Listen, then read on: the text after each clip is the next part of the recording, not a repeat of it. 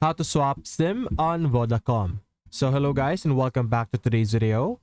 So first things first that you're going to do is you're going to visit any Vodacom store or retailer that sells any Vodacom SIM.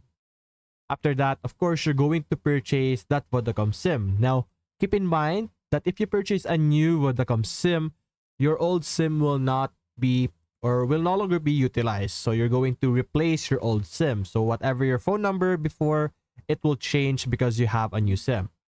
After that, typically on many phones right now, it will have the SIM tray or where you input the SIM on the side of the phone, just like these ones on our example over here.